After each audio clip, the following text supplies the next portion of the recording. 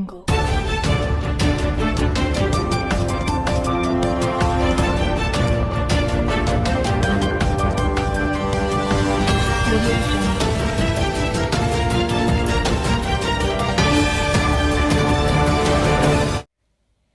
To మన Bheemili news. ముందుగా bulletin లో హెడ్లైన్స్.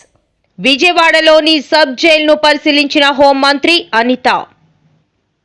కడప జిల్లా ప్రొద్దుటూరు నియోజకవర్గంలో జరిగిన రెవెన్యూ సదస్సులో పాల్గొన్న మంత్రి సవితమ్మ. అదానీ గ్రూప్ ఆఫ్ కంపెనీల అవినీతి అక్రమాలపై సంయుక్త పార్లమెంటరీ కమిటీతో దర్యాప్తు నిర్వహించాలి. CPI demand. కూటమి ప్రభుత్వం పాలనలో పెంచిన కరెంటు ఛార్జీలను వెంటనే తగ్గించాలని YCP MLC Botsa Satyanarayana demand. Gopalapatnam revenue కార్యాలయంలో రెవెన్యూ సదస్సులు. జీవీఎంసీ 71వ వార్డ్ శ్రీ దుర్గా గణపతి సమేత మహాజ్ఞాన సరస్వతి అమ్మవారి ఆలయ 15వ వార్షికోత్సవ వేడుకలు. వైఎస్ఆర్సీపీ ఫిర్యాదులపై పోలీసులు స్పందించడం లేదు. మాజీ మంత్రి అంబటి రాంబాబు ఆగ్రహం వ్యక్తం. హోంమంత్రి వంగలపూడి అనిత సోమవారం విజయవాడలోని సబ్ జైలును పరిశీలించారు. అక్కడ పరిస్థితులు ఎలా ఉన్నాయో తెలుసుకోవడానికి రావడం జరిగిందని, మౌలిక వసతులపై ఆరా తీశామని, జైలులో అధికారులపై వస్తున్న ఆరోపణలపై తనిఖీ చేయడం జరిగిందని ఆమె తెలిపారు. ఏమీ చేయలేక అతగాడి తాలూకా తప్పులు బయటపడుతున్నాయి. ఏదైతే అతగాడు ఆ పోర్టుని 6,000 కోట్ల రూపాయలున్న పోర్టుని 594 కోట్ల రూపాయలకి ఎలాగైతే పీకల మీద కత్తి పెట్టి రాయించుకున్నాడో ఆ విషయాలన్నీ ప్రజలకు తెలియజేయడం అయింది. అదే విధంగా ఇందులోని వైవి సుబ్బారెడ్డి అల్లుడు కూడా అందులో ఇన్వాల్వ్ అవటం, విజయసాయిరెడ్డి అందులో ఇన్వాల్వ్ అవటం, అంటే వీళ్ళ పరిస్థితులు ఎలా ఉన్నాయంటే 5 సంవత్సరాలు రాష్ట్రాన్ని మొత్తం భ్రష్టు పట్టించేసి, రాష్ట్రాన్ని సర్వనాశనం చేసేసి, రాష్ట్రంలో ఉన్న సంపదనంతటిని దోపిడీ చేసి, ఆఖరికి రాష్ట్ర ప్రజల తాలూకా ఆస్తులు గాని, ప్రభుత్వ సంస్థల తాలూకా ఆస్తులు గాని, ప్రైవేట్ సంస్థల తాలూకా ఆస్తులు గాని అన్ని కొల్లగొట్టి పీకల మీద కత్తిలు పెట్టి వాళ్ళ పేర్ల మీద రాయించుకొని ఈ రోజు అవన్నీ కూడా బయటకు వస్తున్నాయన్న భయంతో చంద్రబాబు నాయుడు గారి మీద మాట్లాడితేనో, లోకేష్ గారి మీద మాట్లాడితేనో టాపిక్ డైవర్ట్ అవుతుంది అనే ఉద్దేశంతో నోటికి వచ్చినట్టు మాట్లాడే పరిస్థితి. నేనేమంటానంటే ఒకళ్ళ గురించి మాట్లాడేటప్పుడు 2 రకాలుగా ఆలోచించుకోవాలి. అవతల వ్యక్తి స్థాయి, అవతల వ్యక్తి వయసు, అట్ ద సేమ్ టైం మన స్థాయి, మన వయసు రెండు కూడా ఆలోచన చేసుకోవాలి ఒక రాజకీయ నాయకుడు మాట్లాడేటప్పుడు. అటువంటిది అతని స్థాయి, అతని వయసుని మర్చిపోయి ఏదో నోటికొచ్చినట్టు చిల్లరగా తిరిగే వాళ్ళు మాట్లాడినట్టు కూడా సొసైటీలోకి ఒక రెప్యుటేషన్ పోస్ట్ లో ఉండి మీడియా ముందు మాట్లాడేటప్పుడు కూడా నోటికొచ్చినట్టు మాట్లాడడం అనేది అతని తాలూకా నైతికతకి నిదర్శనంగా మనం భావించుకోవాలి. అట్ ద సేమ్ టైం నేనేమంటానంటే ఈ రోజు నువ్వు ఎన్ని రకాలుగా చంద్రబాబు నాయుడు గారిని తిట్టు, చంద్రబాబు నాయుడు గారి మీద బురద జల్లు, పవన్ కళ్యాణ్ గారికి మాకు ఏదో మధ్యలోని చిచ్చు పెట్టాలని ప్రయత్నం చేయి, ఎన్ని చేయి, కానీ ఇన్ని మాత్రం వదిలిపెట్టేది లేదు. ఆ విషయం మాత్రం మర్చిపోమాకు. ఎంత మంది మీదకి నువ్వు వెళ్ళి ఎన్ని బురద జల్లాలని ప్రయత్నం చేసినా రేపొద్దు నా గురించి నువ్వు ఎన్ని మాట్లాడినా కూడా నేను కూడా భయపడేది ఏం లేదు. ఎందుకంటే ఈ రోజు ప్రజల సొమ్ము తిన్నావు, ప్రజల సొమ్ము తిన్నారు మీరు అందరూ కలిపి. ఈ రోజు చాలా ఆస్తులు కొల్లగొట్టారు. ఈ విషయాల మీద విచారణ జరుగుతుంది. ఈ విచారణలో వెళ్తుంది కాబట్టి ఎందుకు నీకు అంత భయం ఏంటి? నిజంగా నువ్వు చేయలేదు అనుకో, ఎంక్వైరీ చేసుకోమని చెప్పు. దాని గురించి మాట్లాడడం అనేసి చంద్రబాబు నాయుడు గారు వయసు గురించి ఎందుకు మాట్లాడతాడు ఈయన అసలు నాకు అర్థం కాదు. పవన్ కళ్యాణ్ గారు గురించి, చంద్రబాబు నాయుడు గారి గురించి మధ్యలో చిచ్చు పెట్టడానికి ఎందుకు మాట్లాడతాడు ఈయన? నువ్వు బయటకు వచ్చావు, మేము ఆరోపిస్తున్నాం కొన్ని సందర్భాల్లో. ఆరోపణలకు విషయం చెప్పు. ఈ రోజు నా మీద ఎవరైనా ఆరోపించారనుకోండి, ఆ ఆరోపణలకు నేను సమాధానం చెప్తాను. దాని గురించి మాత్రం మాట్లాడరు వీళ్ళు. వెంటనే టాపిక్ డైవర్ట్ చేసి మాట్లాడే పరిస్థితి. లాస్ట్ 5 సంవత్సరాలు చేసి 11 తెచ్చుకున్నారు. మళ్ళీ ఈ 5 సంవత్సరాలు ఇదే గనక చేస్తే 11 కూడా రావు గ్యారంటీ. అదానీ గ్రూప్ ఆఫ్ కంపెనీల అవినీతి అక్రమాలపై సంయుక్త పార్లమెంటరీ కమిటీతో దర్యాప్తు నిర్వహించాలని సిపిఐ డిమాండ్ చేసింది. ఈ మేరకు సోమవారం జీవీఎంసీ గాంధీ విగ్రహం వద్ద ఆందోళన నిర్వహించారు. ఈ కార్యక్రమానికి నేతృత్వం వహించిన సిపిఐ విశాఖ జిల్లా కార్యదర్శి మాట్లాడుతూ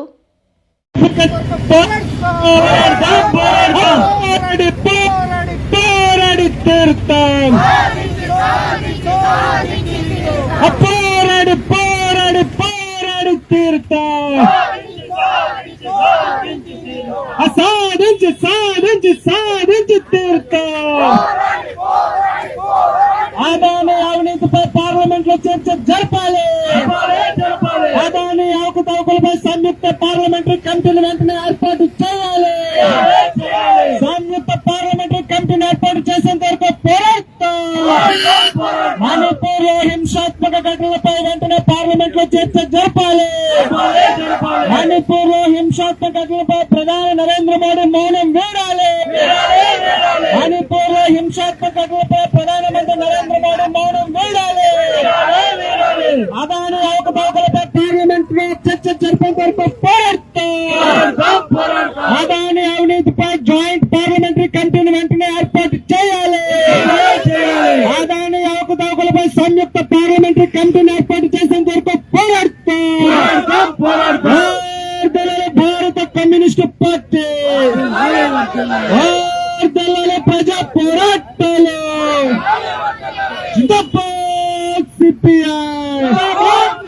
అదాని అవినీతిపై సంయుక్త పార్లమెంటరీ కమిటీని వెంటనే ఏర్పాటు చేయాలి. అదాని అవకతవకలపై సంయుక్త పార్లమెంటరీ కమిటీని ఏర్పాటు చేసేంత వరకు పోరాడతాం. హింసాత్మక ఘటనలపై పార్లమెంట్ లో చర్చ జరగాలి.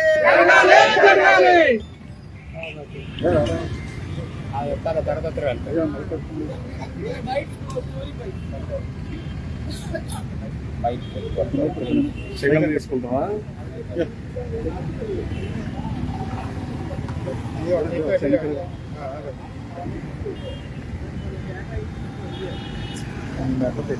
పెట్టుకుంటావా చాలు వెనక్కి ఈరోజు సిపిఐ ఆధ్వర్యంలో దేశవ్యాప్తంగా అదానీ కంపెనీల్లో జరుగుతున్న అన్యాయాలు అవినీతి మీద సంయుక్త పార్లమెంటరీ కమిటీచే విచారణ జరిపించాలని డిమాండ్ చేస్తూ విశాఖపట్నంలో సిపిఐ ఆధ్వర్యంలో నిరసన నిర్వహిస్తున్నాం. ప్రధానంగా అమెరికా న్యూయార్క్ లో జిల్లా కోర్టులో నమోదైనటువంటి అదానీ కేసు పూర్వపరాలు, ఈ రాష్ట్రంలో జరిగిన అవినీతి, అదేవిధంగా దేశంలో 2100 కోట్ల రూపాయలు 4 రాష్ట్రాల్లో విద్యుత్ ముడుపుల కోసం లంచాలు ఇచ్చినట్లు వస్తున్న ఆరోపణలు, ఒక్క మన రాష్ట్ర మాజీ ముఖ్యమంత్రి జగన్మోహన్ రెడ్డి గారికే 1700 కోట్ల రూపాయలు లంచం ఇచ్చారని వచ్చిన నేపథ్యంలో భారత పార్లమెంటు సంయుక్త కమిటీ చేత విచారణ జరిపించి దేశ ప్రజల యొక్క సంపదను కొల్లగొడుతున్నటువంటి అదానీపై తక్షణ చర్యలు తీసుకోవాలని సిపిఐగా డిమాండ్ చేస్తున్నాం. ఇంకొక పక్క తక్కువ నాణ్యత కలిగినటువంటి బొగ్గుని ఎక్కువ నాణ్యత ఉన్నటువంటి చూపించి విద్యుత్ కంపెనీలకి భారత సౌర శక్తి సంస్థ భారత ప్రభుత్వంచే ఉన్నటువంటి ప్రధానమైన కంపెనీలకి వీళ్ళు అమ్మడాన్ని బట్టి ఈ దేశ కూటమి ప్రభుత్వం పాలనలో పెంచిన కరెంటు ఛార్జీలను వెంటనే తగ్గించాలని YCP MLC Botsa Satyanarayana demand. రైతులను ఆదుకోవడంలో కూటమి ప్రభుత్వం విఫలమైంది. కంటైనర్ షిప్లో డ్రగ్ ఉందని చెప్పి చివరికి ఏమీ లేదని తేల్చారు. ఈ మేరకు బొత్స విశాఖలో మీడియాతో మాట్లాడుతూ వచనంతో గొంతెత్తి ఆ వైఫల్యాన్ని చాటే. దాని మీద ప్రభుత్వం నిర్దేశమైన విధానం తీసుకోవాలని, రంగుమార్పు ఏదైతే తెలిసిన ధాన్యాలు ఉన్నాయో ఆ తేమ మీద మరి ఒక విధానాన్ని తీసుకొని రైతాంగం ఇబ్బంది పడకుండా, మరి దళాలకి అవకాశం లేకుండా వెసులుబాటు చేయాలని మరి కోరుతూ ఈ నెల 13వ తేదీ నాడు జిల్లా కలెక్టర్కి వినతి పత్రం ఇవ్వాలని ప్రజాప్రతినిధులు అందరం నిర్ణయించుకున్నాం. ఆ దశగా 13వ తారీఖు నాడు ఏ జిల్లా కలెక్టర్ ఆ జిల్లా ఉన్న పెద్దలందరూ వెళ్ళి జిల్లా అధ్యక్షుల ఆధ్వర్యంలో ఆ కార్యక్రమం చేయాలనే దానికి పెట్టాం. దీంతోపాటు ఏదైతే రైతుకి ఆసరాగా గత ప్రభుత్వం ఇచ్చిన 13,500 రూపాయలు కాకుండా 20,000 రూపాయలు ఇస్తామని మరి ప్రభుత్వం చెప్పిందో దాన్ని ఎంతవరకు దాన్ని ఆచరణలో తీసుకురావడం వల్ల మరి మొన్న జరిగిన పంటలు వేసుకున్న నేపథ్యంలో కానీ, లేదు కొత్త పంటలు వేసుకుంటున్న నేపథ్యంలో కానీ ప్రజలు ఇబ్బంది పడుతున్న పరిస్థితుల్లో ఓసారి దాని మీద ప్రభుత్వానికి మీద ఒత్తిడి తీసుకొచ్చి ఆ డబ్బులు మరి రిలీజ్ చేసి ప్రజలందరి ఏర్పాటుని రైతాంగానికి ఇచ్చి ఏర్పాటు చేయాలనేది మరి ఆలోచన. ఇంతకుముందు మా ప్రభుత్వం ఉన్నప్పుడు, వైసీపీ ప్రభుత్వం ఉన్నప్పుడు ఏదైతే బీమా సౌకర్యం ఉండేదో అంతకుముందు ప్రభుత్వం రైతాంగం భాగస్వామ్యం ఉండేది. అది కాకుండా ఈ క్రాప్ చేసుకున్న ప్రతి రైతుకి ప్రతి పంటకి ప్రభుత్వమే దాని బీమా కట్టింది 100%. దానివల్ల ఏదైనా అకాలమైన ప్రకృతి వైపరీత్యాలు వస్తే, కరువు వచ్చినా, కాటకం వచ్చినా, వరద వచ్చినా, వర్షం వచ్చినా పంట కానీ పోతే మరి నష్టపరిహారం అందేది 100%. ఇప్పుడు ఈ మధ్యకాలంలో ఆ కార్యక్రమం లేకపోవడం వల్ల రైతాంగం ఇబ్బంది పడుతున్నారు. మళ్ళీ దాన్ని పునరుద్ధరించాలనే విషయాన్ని కూడా ప్రభుత్వం దృష్టికి తీసుకురావడం ఈ ముఖ్య ఉద్దేశం. ఆ నేపథ్యంలోనే మరి 27వ తారీఖు నాడు మరి ఏదైతే రాష్ట్ర వ్యాప్తంగా ట్రూ అప్ ఛార్జ్ అనే పేరు మీద సుమారు ఈ నెల అయితే 58 పైసలు, వచ్చే నెలలో అయితే ₹5 ఆ పై వచ్చే నెలలో అయితే ₹20. ఆ రకంగా సంవత్సరాంతం కూడా ప్రతి వినియోగదారుడి మీద సుమారు ₹20 నుంచి ₹25 అధికంగా ఒక్కొక్క వినియోగదారుని యూనిట్కి చిన్న పెద్ద తేడా లేకుండా ఏవైతే 6 స్లాబ్లు ఉన్నాయో 6 స్లాబ్లకి మరి దీన్ని పెంచడం అనేది చాలా ఇది అన్యాయము, చాలా ప్రజలు మోసం చేయడం, వాళ్ళు ఇబ్బంది పడుతున్న నేపథ్యం. మరి ఎందుకంటే ఎన్నికల ముందు వచ్చి మాట ఇచ్చింది ప్రభుత్వం, 1 పైసా విద్యుత్ ఛార్జీ పెంచము, దాన్ని మేము ఇంకా ధాన్యమైన విద్యుత్ ఇస్తాము అని చెప్పిన నేపథ్యాన్ని చూసా. మరి ఒకసారి తెలియచెప్తూ ఏదైతే పెంచిన ఈ ట్రూ అప్ ఛార్జీలు 15,000 కోట్ల రూపాయలు ఉందో, 9,000 కోట్లు, 6,000 కోట్లు ERC ఇచ్చిన ఏదో ఫైండింగ్స్ ఉన్నాయో అది ప్రభుత్వమే చెల్లించాలని, ప్రభుత్వమే దాన్ని సర్దుబాటు చేయాలని, ఇచ్చిన ఆర్డర్ని మరి రోల్ బ్యాక్ చేసుకోవాలని మరి డిమాండ్ చేస్తూ అన్ని ఎస్సీ ఆఫీసులు, అన్ని జిల్లా ఎస్సీ ఆఫీసుల దగ్గరికి వెళ్ళి వాళ్ళకి వినతిపత్రం ఇవ్వాలని మరి నిర్ణయించాం. దాంతోపాటు ఎక్కడైతే డిస్కామ్స్ ఉంటాయో డిస్కామ్ల దగ్గర మాత్రం డిస్కామ్లో ఉన్న CMD దగ్గరికి ఇచ్చి వాటికి వచ్చి ఎస్సీలకు ఇవ్వాలనేది ఇచ్చాము ఈ కార్యక్రమాన్ని. అలాగే జనవరి 3వ తేదీ నాడు ఇప్పుడు వచ్చి ఫీజు రింబర్స్మెంట్ని మరి ప్రభుత్వం వచ్చి 7 నెలలైంది. మరి గత ప్రభుత్వంలో ఆగ్రబాద్ ఇవ్వాల్సి వచ్చిన దాన్ని కూడా మరి రిలీజ్ చేద్దామంటే ఎలక్షన్ టైంలో చేయకూడదని అప్పుడున్న మరి ఎలక్షన్ కమిషన్ కానీ లేదు ఇప్పుడు ఈరోజు అధికారంలో ప్రభుత్వాన్ని ఆ రోజు ఎన్నికల్లో పిటిషన్ పెట్టి దాన్ని ఇవ్వనీకంటే ఆఫ్ చేసిన నేపథ్యం. ఇప్పుడు వచ్చి మొత్తం అంతా కలిస్తే అప్పుడే మూడు వాయిదాలు అయిపోయింది, 4వ వాయిదాకి వచ్చేస్తుంది. ఇప్పుడు వచ్చి రిలీజ్ చేయడం వల్ల మరి విద్యార్థులు అంత ఇబ్బంది పడుతున్నారు. కాలేజీల్లోనే వచ్చి మరి ఫీజు కడితే కానీ పరీక్షలు కూర్చొని చెప్పని మరి చెప్తున్న పరిస్థితిని కూడా మరి ప్రభుత్వం దృష్టి తీసుకొచ్చి వెంటనే 3వ తారీఖు లోపల మరి వాటిని ఇవ్వాలి. దాని మీద కూడా 3వ తారీఖు నాడు దానికి వారికి ఒక వినతిపత్రం కలెక్టర్కి ఇవ్వాలని, ప్రభుత్వం ఒత్తిడి తీసుకురావాలని మరి ఈ కార్యక్రమాన్ని కూడా మనం ఉద్దేశించాము. గోపాలపట్నం బుచ్చిరాజుపాలెం మండల రెవెన్యూ కార్యాలయంలో రెవెన్యూ సదస్సులు. ఈ సదస్సులో ప్రభుత్వ విప్ వచ్చిన నియోజకవర్గ శాసనసభ్యులు గణబాబు పాల్గొన్నారు.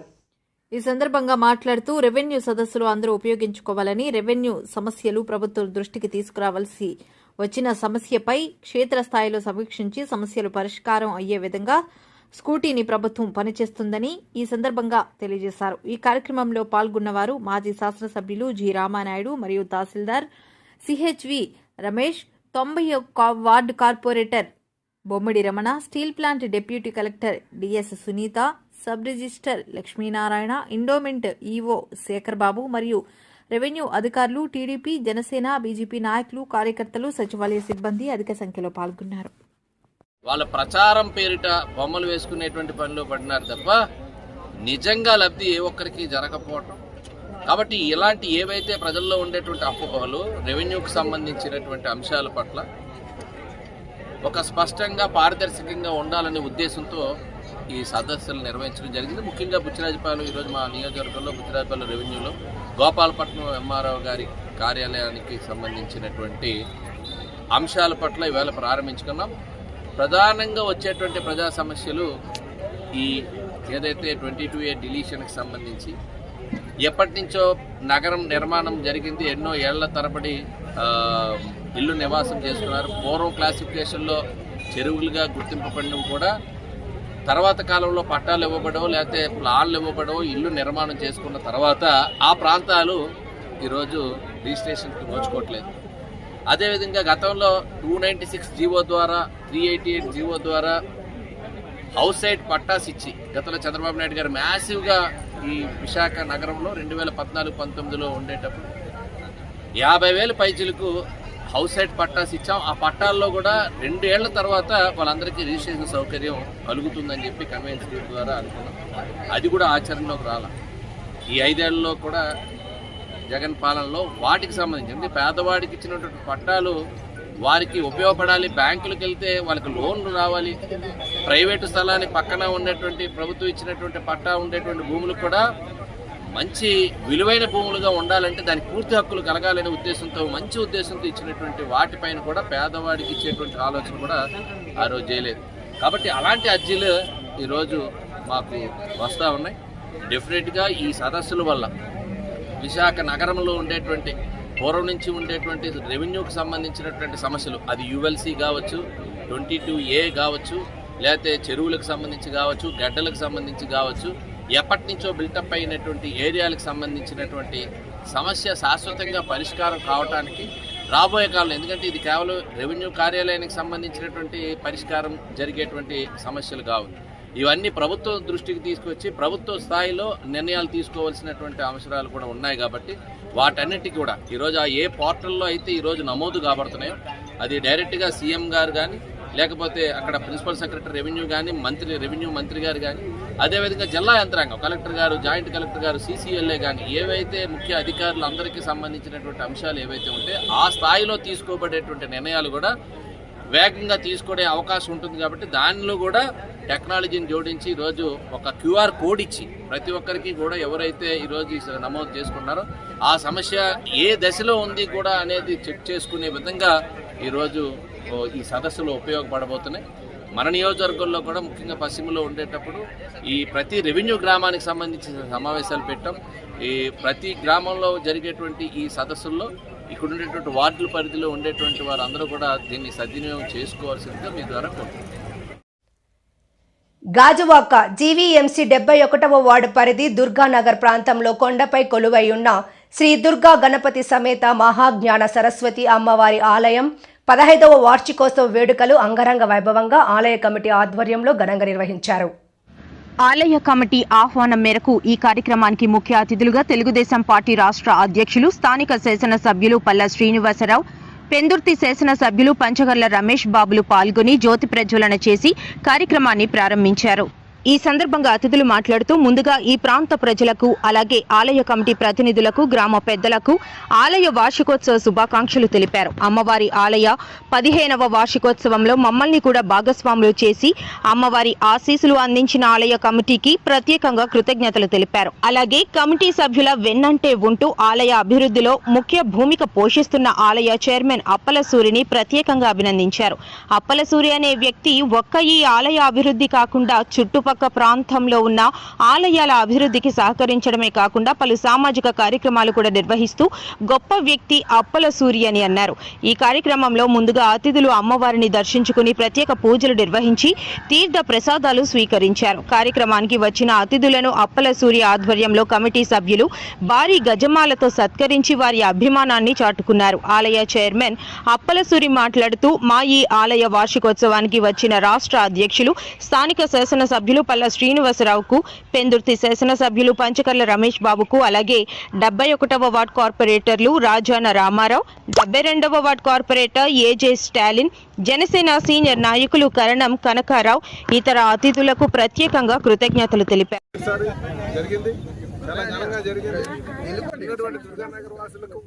గ్రామ కమిటీ పెద్దలకు అందరికీ కూడా నేను ప్రత్యేకంగా ధన్యవాదాలు తెలియజేస్తాను. మా కర్ణవనపాలెం కూడా అయితే వారు చాలా నమ్మకంగా మాకు భారీ మెజార్టీ ఇచ్చారు. ఆ నమ్మకాన్ని ఉమ్ము కాకుండా వారు నా దగ్గర నుంచి ఏదైతే మేము ఎలక్షన్లో మాట ఇచ్చామో, మేనిఫెస్టోలో ఇచ్చేటువంటి మాటలు ఉన్నాయో, ఈ ప్రాంతీయంగా ఉన్నటువంటి సమస్యలు ఏమున్నాయో వాటిలన్నీ కూడా పరిష్కారం చేస్తామని చెప్పి తెలియజేస్తున్నాం. ఎక్కువ మంది స్టీల్ ప్లాంట్ కోసం అడుగుతారు. ఖచ్చితంగా స్టీల్ ప్లాంట్ పరిరక్షిస్తాం, ఆబాల్ బాటలో తీసుకెళ్తామని కూడా మాట్లాడడం జరిగింది. అలాగే మౌలిక వసతులపైన మాట్లాడారు. ఆ కొన్ని పట్టాల మీద కూడా అడిగారు.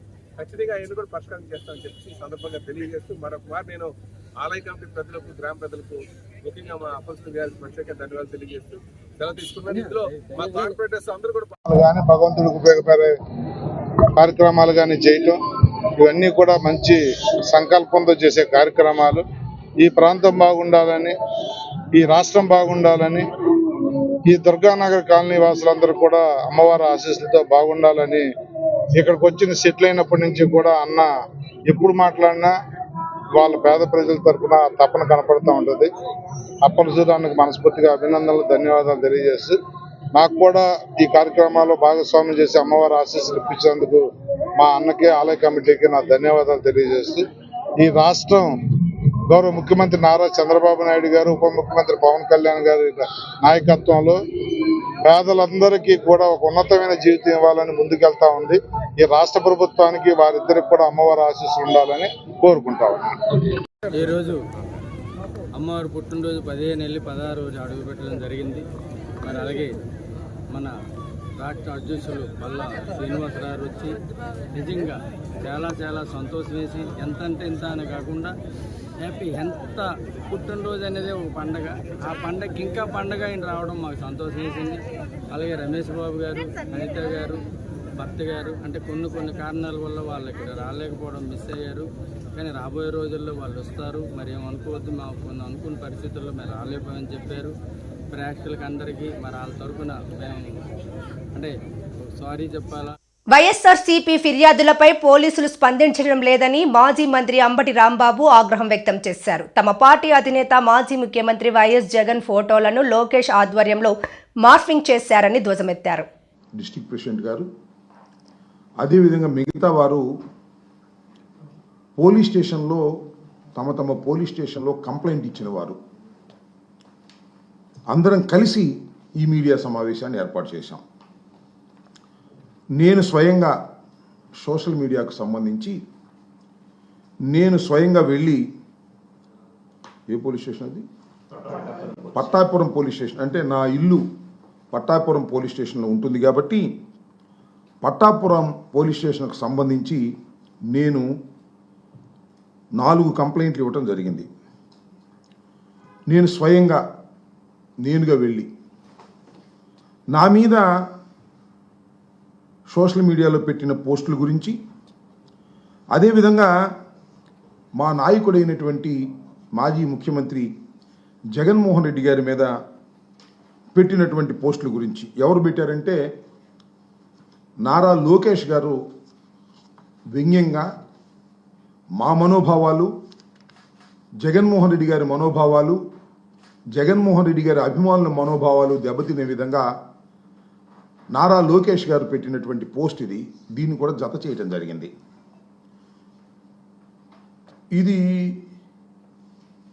ఇది కూడా సజ్జా అజయ్ అంట, ఆయన కూడా జగన్మోహన్ రెడ్డి గారి మీద పెట్టినటువంటి పోస్ట్. అదేవిధంగా ఇలా వరుసనే స్వాతిరెడ్డి, రెడ్డి కాదనుకోండి, రెడ్డి స్వాతిరెడ్డిగా చలామణి అవుతున్న ఆమె. అదేవిధంగా అజయ్ చౌదరి, ఈయన కూడా జగన్మోహన్ రెడ్డి గారి మీద పెట్టినటువంటి పోస్టు. ఇట్లా ఈ సోషల్ మీడియాలో వారు మా మనోభావాలు దెబ్బతినే విధంగా పెట్టినటువంటి పోస్టులను కోట్ చేస్తూ కౌండిన్యా అంట, జగన్మోహన్ రెడ్డి గారికి దండేసి ఉన్నాడా పోయాడా అనేటువంటి పద్ధతుల్లో ఆయన పెట్టినటువంటి పోస్టు. ఈ విధంగా మా నాయకుడి మీద ఈ విధంగా, అదేవిధంగా జగన్మోహన్ రెడ్డి గారి సతీమణి గారి మీద పెట్టినటువంటి పోస్టు. వీటన్నిటి మీద తగు చర్యలు తీసుకోవలసిందిగా నేను 19వ తారీఖున కంప్లైంట్ ఇవ్వటం జరిగింది. దానితో పాటు నా మీద స్వయంగా నా మీదే కొన్ని పోస్టులు పెట్టినటువంటి సందర్భం. ఇదిగో ఎవరో కృష్ణసాగర్ అంట, మా అమ్మాయి మీద అసభ్యకరంగా పెట్టినటువంటి పోస్టు అది. రెండోది, ఇంకా ఇప్పుడు డిప్యూటీ స్పీకర్గా పనిచేస్తున్నటువంటి వారు అయ్యన పాత్రుడు గారు, వారు నా కుటుంబ సభ్యుల మీద, నా మీద చాలా హీనంగా, బాధాకరంగా, మా అమ్మాయి